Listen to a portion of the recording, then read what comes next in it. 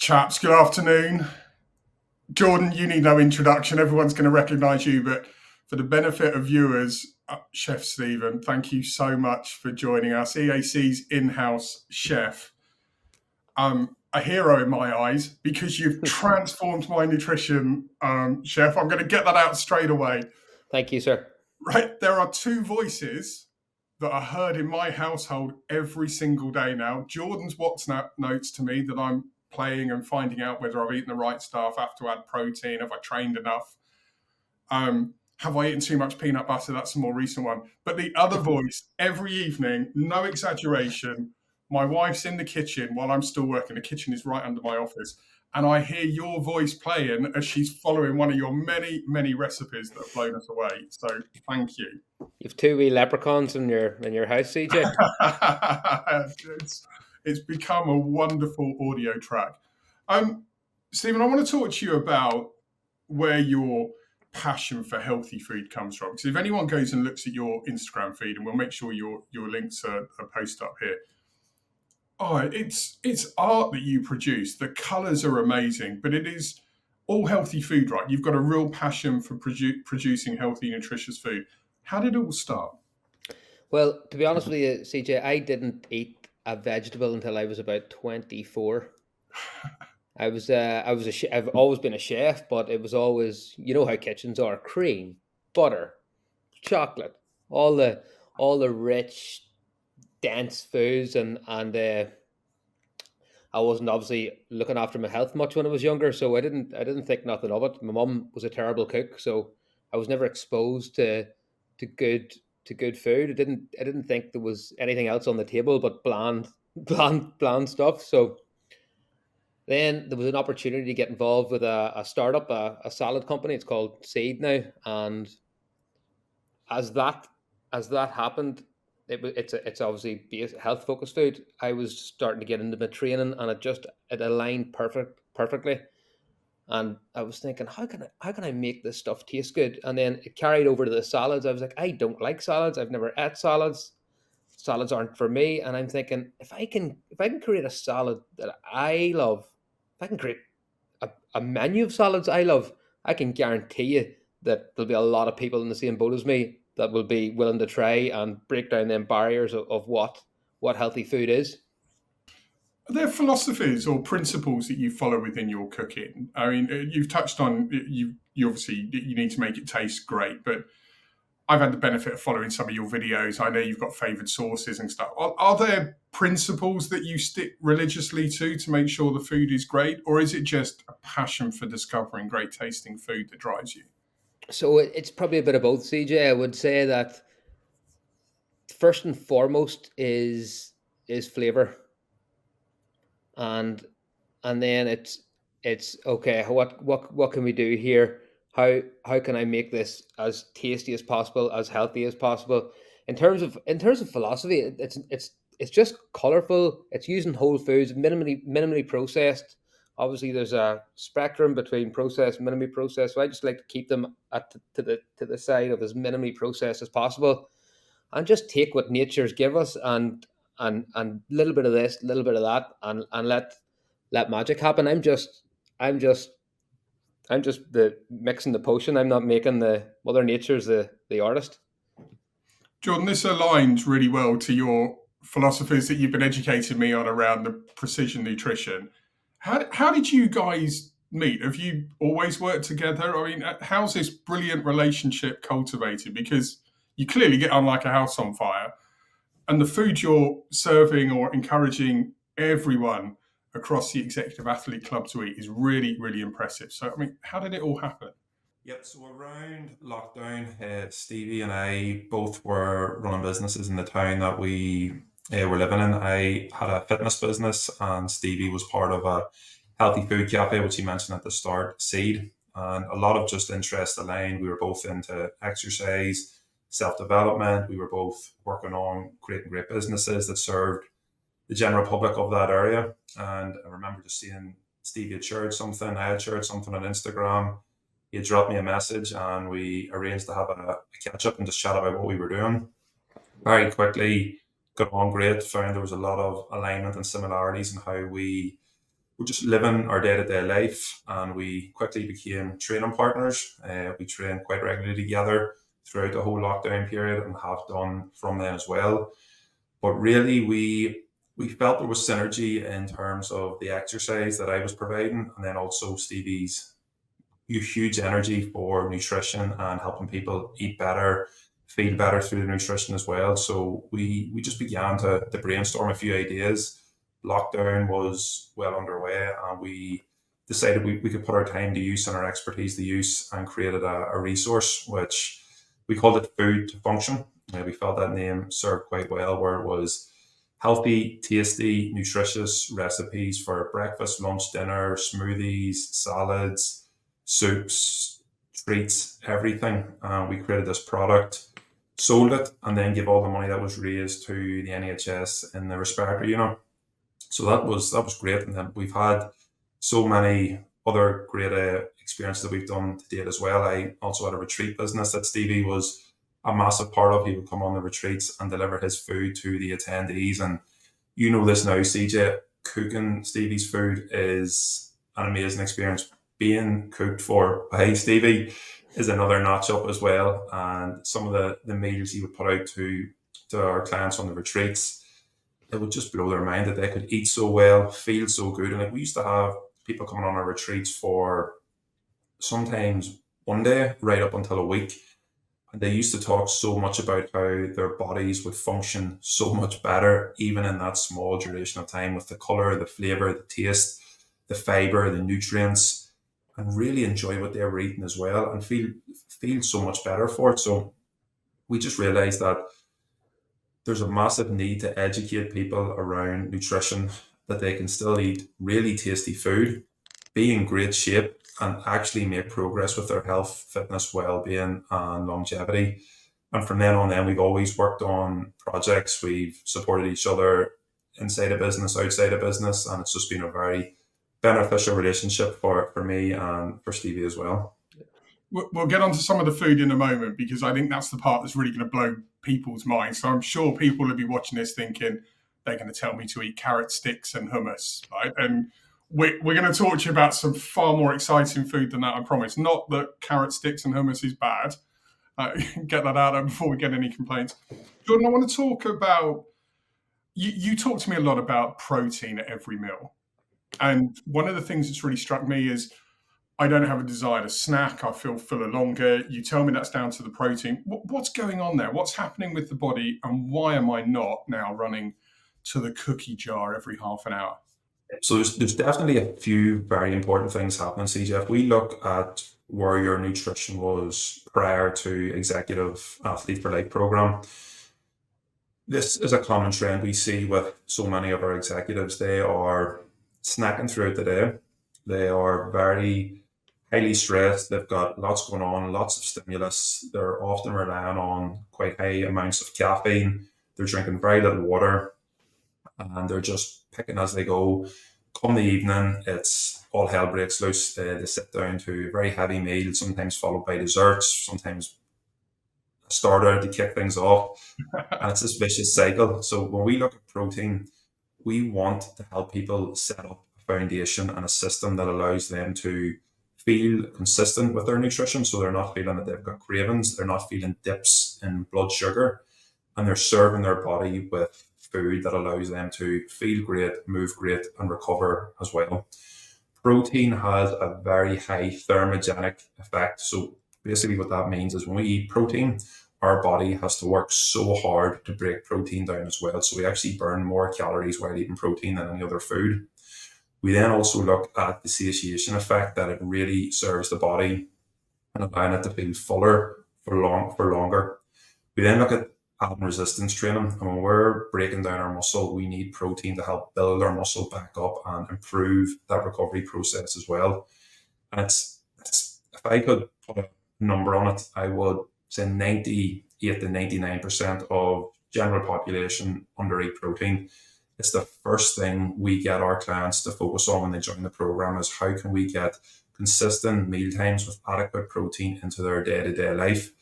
And like you've said, CJ, so many people come back to us and tell us, I'm feeling far less need to snack, for cravings, for the rich food that I was eating, I actually feel quite satisfied consistently throughout the day. And that in itself is such a hack as well, not to go for long extended periods without quality food, because then when it comes to the evening after a stressful day, everything looks 10x nicer than what it would look when we're more consistent with our nutrition. So it's really fascinating stuff, this. So I don't mind saying, when you spoke about the need for protein and you advised me to get protein powders in so I could put them in some of the cooking and the shakes, my first thought was, yeah, I don't want to end up looking like Arnold Schwarzenegger. And that was my first thought. But there's a big misconception out there, isn't there? Because some people want to go big, but unless you do specific things, it's not going to happen to you. This is about you being fitter, healthier, more rounded, right? It's about setting people up to have the best experience at life, and protein is absolutely essential for that. If somebody is training and exercising, and even if they're not trained and exercising, if somebody just wants to retain their skeletal muscle mass, the muscle on their body, they need adequate sources of protein. We start to lose muscle at 10% per decade from 30 years of age upwards, and it starts to get faster and quicker as we age. So if we're not doing resistance training, if we're not eating enough protein, we're going to lose muscle even faster.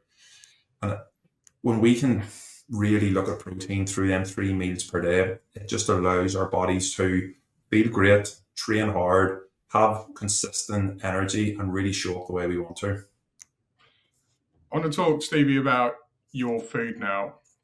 And I just very quickly want to run through a typical day, because I personally love your overnight oats. Yeah. And I know I'm putting you on the spot, because I didn't tell you we were going to talk about this, but No, it's all good. the overnight oats are really good for us for a number of reasons, right? Good carbohydrates, good protein, and micronutrients. What's in them? Why should we be eating them for breakfast? The oats, well, it's going to kickstart your body. You've probably been fasted for most of the night, so you probably haven't had anything from hopefully 8, but probably at least 8 to 9, maybe it depends how long before bed yet. It could even be 12 hours. So your body needs to replenish. The overnight oats recipe has protein in it, doesn't it? A scoop of protein. It does, yeah.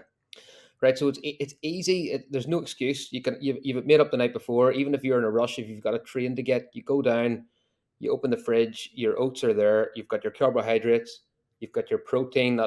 Your body's just going to soak that up first thing in the morning. It needs it, and then that's going to fuel you for the day.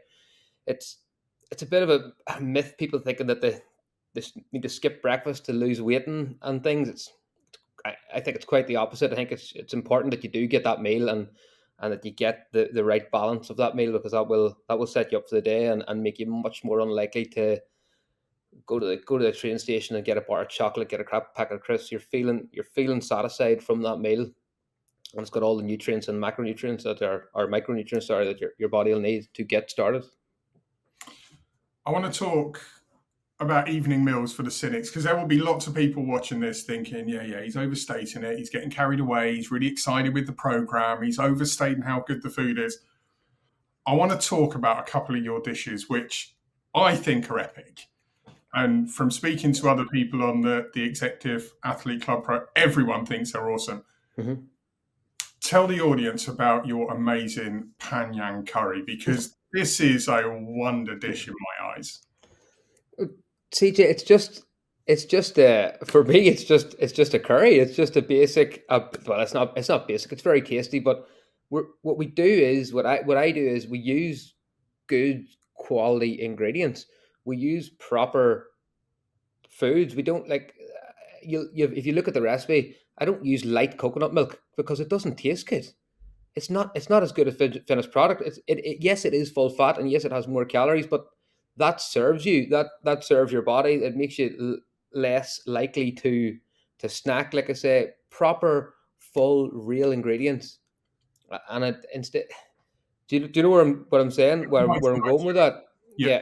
And then you've got the mixture, the veg, and the curry paste. That one I use. I recommend to use is the top quality Mayploy. So it's just all about actually getting good quality ingredients, and this doesn't mean the most expensive ingredients in the world. It just means good quality, real foods. We're gonna. We got some footage that we'll be showing on screen now, which is showing you preparing and serving the food, and we have, as if by magic, a link will appear. I would urge anyone to go and take a look at this YouTube film and try it. If you like curries and you like satay, you are going to love this curry. It's become one of my daughter's favourite foods.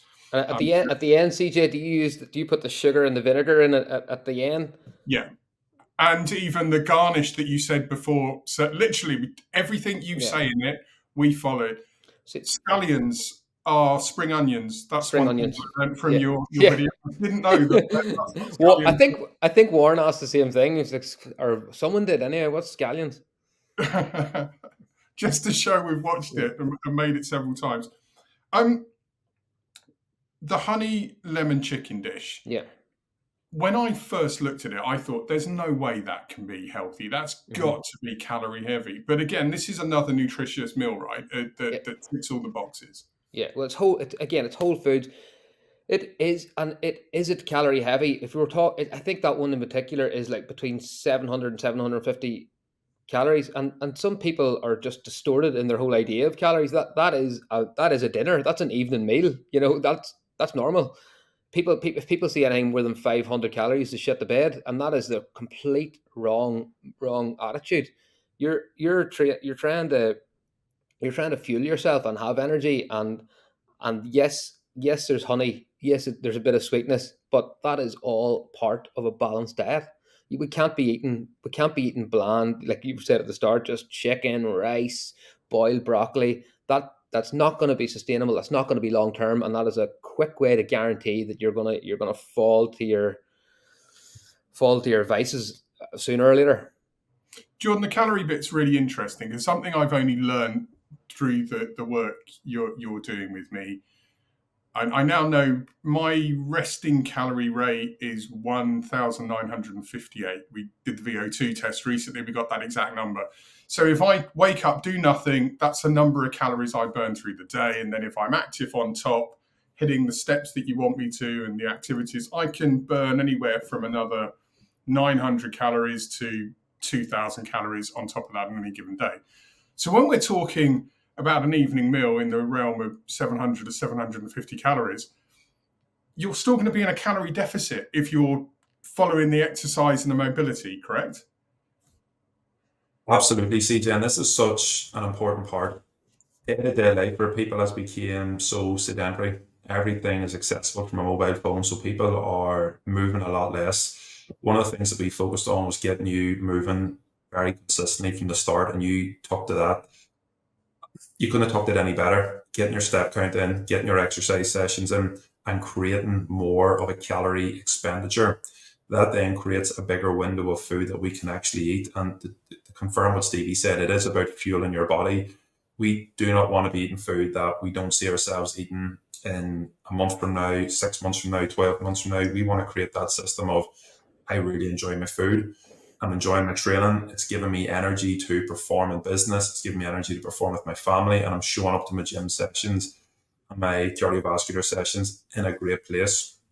And working to understand what a calorie deficit is, just understanding the basic law of thermodynamics, putting more energy out than you're taking in is a calorie deficit. So if somebody is expending 3,000 calories on a daily basis and taking in 2,500 calories via food, you're going to be in a 500 calorie deficit. We then want to focus the quality of them 2,500 calories with adequate protein, carbohydrates, healthy fats, and micronutrients. And that looks different for each individual, but all of the laws and principles are exactly the same. There are some interesting myths I've been learning about very recently. Is you helped educate me on nut butters this weekend. I genuinely thought I was having a really nice and healthy tea, Stephen. We got some thin bagels, some peanut butter, banana. It was a Sunday evening. We'd had a big Sunday lunch. And what I had from Jordan was telling me how my protein count wasn't anywhere near where it needed to be. But he got me to go and look at the nutritional values on the peanut butter, and I was mind blown. That's what because one. It's one quick way to get depressed, isn't it? Look at how much calories a tablespoon of peanut butter has. I had no idea. I absolutely was in the court that, oh, it's peanut. It's got to be high in protein. It's got to be good for Hmm. you. But it's just a good oil, but with lots of fat, right, Jordan? That's about what we can say of it. Yeah, I don't know where this myth came from, where people were like, I'm gonna start eating better food and I'm gonna start with peanut butter and almond butter and all of that. It tastes way too good to be quote unquote healthy, but the calories that are in that are insane, and it's so easy to overeat it. So a teaspoon of peanut butter can quickly turn into a teaspoon, which looks like a tablespoon.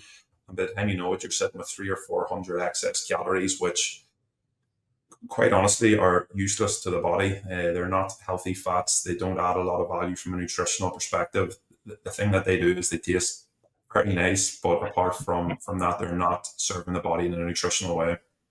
I talk about how good the food is tasting. I know I put a video diary up about this, so people will have seen it. But you talked to me about some alternatives if I wanted bagels for tea on a Sunday. And you encouraged me to have smoked salmon and cream cheese. And that, for me, I just thought was a brilliant example of how the good eating can be. You've taken me from a peanut butter bagel to smoked salmon and cream cheese. That's not a swap I'm going to struggle to make. So thanks for that. Um, Steve, you've helped a lot of people across Executive Athlete Clubs set up their kitchens better with some brilliant tips. What simple advice have you got for us on how we can approach our kitchens better to help us all make better food? In terms of the setup, what equipment should you have, or what food should you have? Well, I want to talk about the setup, and Hmm. I also want to talk about salt because I know you've got some really interesting beliefs on salt, which I think has transformed our food. But the setup, you've got a philosophy around clear prep space Yeah, and clearing away as you go. yeah. Explain what. So when we're sitting down to cook, you wanna actually prepare your space before you open the fridge, before you open a cupboard, before you even think about taking out your knife. Clean your area. Have a clean space. So cooking can be challenging for some people, and sometimes, and that maybe is what puts them off. But if you want to just clear your space first, and I mean get everything out of the way, your rechargers that are sitting there, your key rings, move it all. Have a clear space, clear bench, clear mind, and just focus on the task. You don't have to overthink it. Get it cleaned up. Have a little bowl beside you for your waste. Get your chopping board secure, get all your ingredients out, just a quick look of what you need. There's not even that much ingredients, just a quick check, and then okay, I'm ready to start cooking. And if you do them quick checks before you start, it'll make the process a lot more seamless when you go to actually execute. I'm going to put some links on here to the YouTube channel so you can go and look at some of these videos because some of them are brilliant. There's advice around sauces, spices. Um, I went and bought some sriracha based on Sriracha. your advice, and I overdid it on some chicken wings earlier, which is why I was coughing a bit. Which another story. Talk to me about salt because this blew my mind, and I thought, no, that can't. He's overstating this. So I went and tried it. I'm blown away at how different salt can taste. What should we be buying? What should we be binning? So we should be buying. There's a brand of salt you can get it on Amazon. I think I've said that in one of the videos. It's called kosher salt. So it comes in a white and red box. I think it's about 1.5 kilo. It's the process of how that salt's made and how your normal sacks, like your table salt, is completely different. The profiles are completely different, and then of course you've got Maldon salt, so which is sea salt. But we'll just stick with these two, the kosher and the table salt at the minute. One salt is basically the table salt is mass produced, and it is easily the reason why food tastes salty. Food should not taste salty. Food should taste like food, and the salt, the table salt, your traditional table salt, is very metallic. It's very easy to over season things with it. Whereas this kosher salt is a lot more gentle, and it complements the food so much more that it actually just improves every part of the veg, the chicken, anything you put it on, and it's actually a lot harder to over season. So the kosher salt is the one that we want to be getting. Brilliant. Thank The you. only one. The only one. Yeah. Unless you've got ice on the driveway, in which table salt can go and help with that. I remember you saying, Yeah. great if it's great advice. Did I say that? You did it, but it really made me laugh because we do sometimes suffer with that. And Sounds a bit rude. Jordan, I want to touch on psychology around food because it's something that I've struggled with, and I've come to learn quite a bit about myself over the last 6 weeks. The Halloween period helped me realize that if I have bad food in the house and I can see bad food, if I put myself in that environment, I think about it. But if I don't have it around, I find it very easy to stay on point with the nutrition. Is this common? Does everyone struggle with this? And are my destructive historic tendencies of like binge eating and eating the bad stuff, is that common? And is that stuff we can do things about? This is definitely a point we could have spent the whole call talking about, CJ, and I'm so glad that you brought it up. I really got my eyes opened around 4 years ago. When I had my business in Northern Ireland, we had a client who was suffering quite a bit with stress around food. So he was a family man, a father, run a successful business. When he would come home in the evening, he would literally eat whole Victoria sponge cakes by himself and not even realize he's done it because of stress, not sleeping correctly, not exercising correctly, and just not managing his emotions and his stress levels. And the reason why he had came in to join Just Start Fitness at the time was because he was starting to get very dangerous numbers towards diabetes. So we had a client in the gym who was also a registered dietitian and nutritionist and had been for over 20 plus years. So I quickly realized this was going to involve a much more in-depth conversation. So I took my client to meet this lady for a consultation.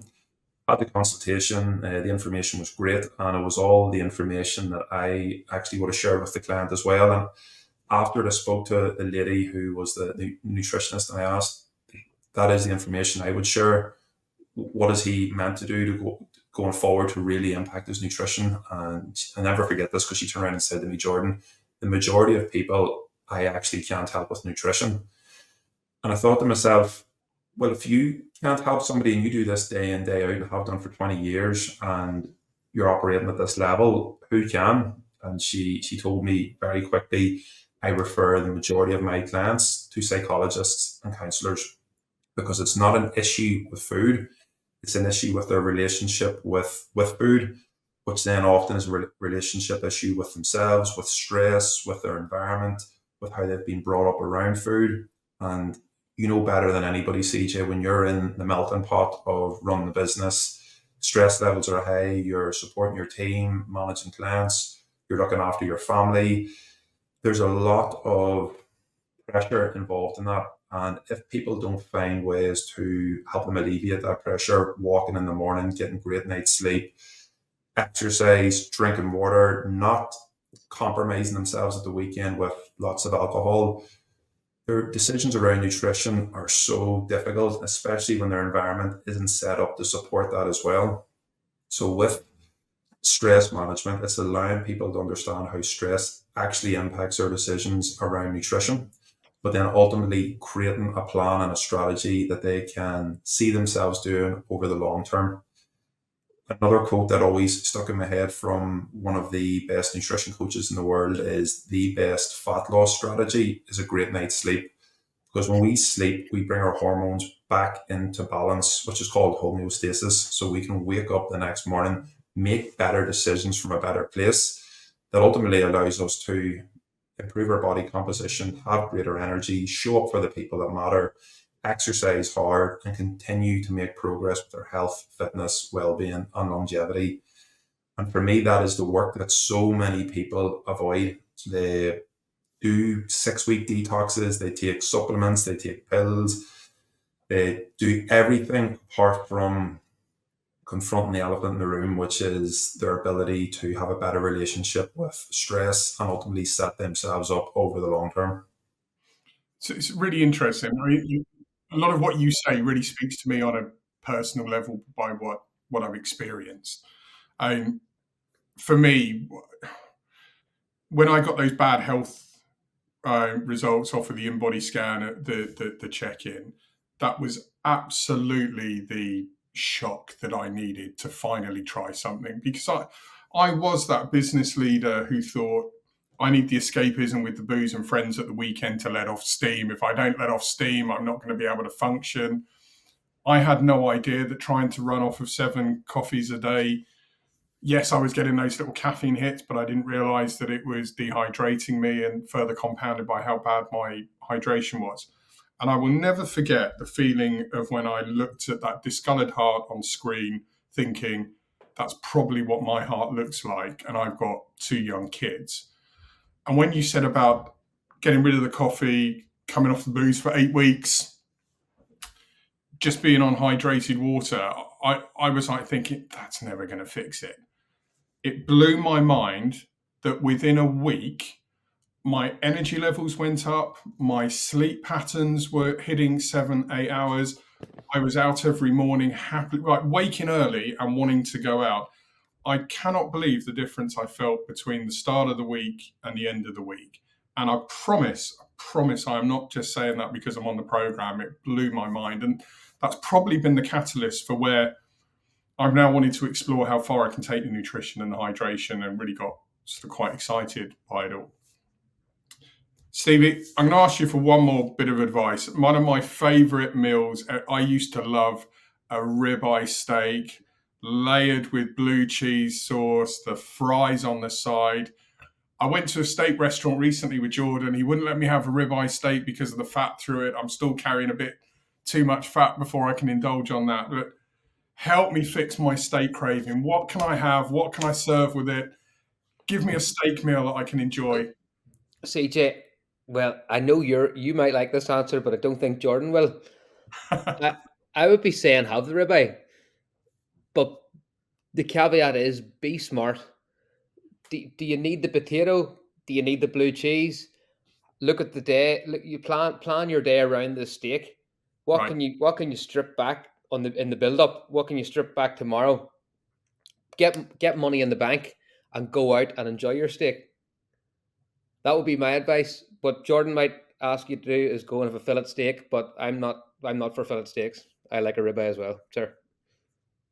He did tell me to have the fillet steak when Yeah, we're. so it's a much leaner cut. There's no doubt. If you know what, we could probably meet halfway with a sirloin. Sirloin's a beautiful cut of meat. Okay. It's not unlike a ribeye. It's just got the strip. It's quite lean, bar the strip of fat. You know that goes on the outside. Yeah. It's lovely, and yeah, that would be my next protocol. But yeah, I would say eat the ribeye. Just don't eat the potatoes and don't eat the fries. Don't eat the blue cheese. There's Plenty that's of other that's choices. that would be my 10 cent anyway, and obviously yeah, plan for that by making small compromises throughout the day before and maybe a few the day after, and your whole diet, everything's over a week or over. It's not there's not one thing's not going to put you down the shitter. It's what you do consistently. And I saw on your Instagram within the last week, really hot pans for steak, like smoking hot. Yeah. It's got to be done properly. It's got to make a mess. It's got to make smoke, Yeah, right? yeah. If you're not seeing if it's not hitting the pan and you're not hearing this, you're not going to get that nice char, that beautiful crust on the outside of the steak. That's where all the flavor is, the natural caramelizations of the sugar. That's where the magic happens. You see, you can do a very simple test. You can just get your pan really hot and get a tiny bit of water and just splash I mean a tiny bit of water just to hit it. And if it doesn't go the water, then the pan's not hot enough. Fantastic. Great advice. Um, Jordan, I want to touch finally before we wrap up on longevity. EAC, you send the Outlive book written by Dr. Beaddie. You send it to all the members. It has been blowing my mind, some of his findings. He's obviously a famed surgeon out of John Hopkins. in the States. He was an oncology surgeon. He's got some really interesting beliefs around if we strengthen the body, we can stave off our chances of being impacted by ailments later in life. Can you just elaborate on that and why we should be paying attention to this?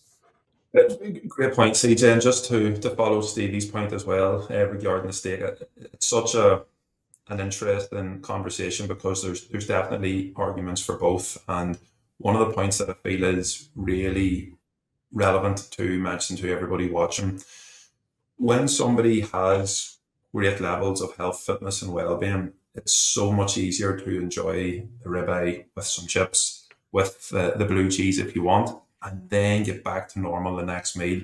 The problem that people make is there's an overabundance in terms of the not good foods, and there's way too many calories being consumed. But when somebody actually is healthy, has healthy levels of visceral fat, body fat, strong muscle, great cardiovascular system, they actually can eat them meals and it has very little impact on them. In fact, it has no impact on them if it's just one meal. And that there for me is the goal with a lot of people, is to create a body that serves you over the short term and the long term, so you can do the things that you want, you can enjoy the food that you want, but have way less impact as opposed to overindulgence day after day after day and letting that compound. It's But in terms of just to be clear, you're being disciplined with me because I had a visceral fat level of 20.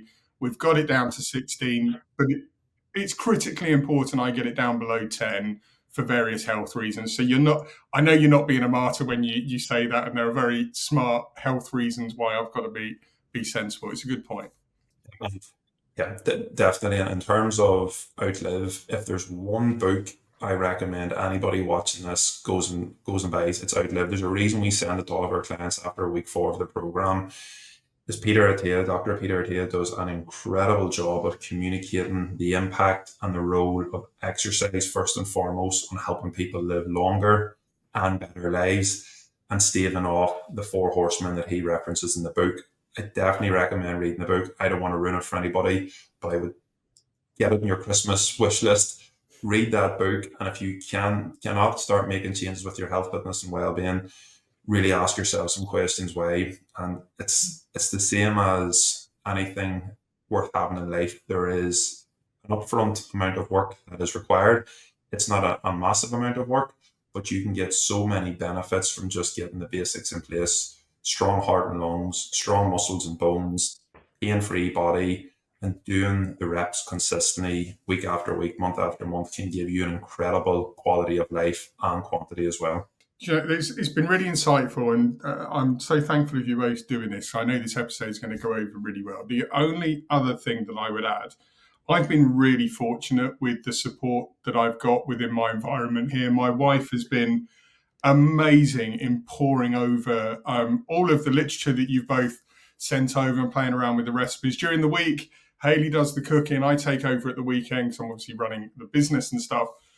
If it wasn't for her work on doing the food planning and following your recipes, I would have found it a lot harder. But between what Hayley's doing and what you and your colleagues are doing, Jordan, I've just been able to focus on the sets and the reps and just showing up and doing it every single day. So if you can get your house to support you when you're doing these programs, all eating the same food, it makes it so much easier. Guys, thank you so much for coming and talking to us today. Really do appreciate the time. Go and try Chef Stephen's food. This man is an absolute genius. You will love it. I'll stick my reputation on it. Thanks for watching.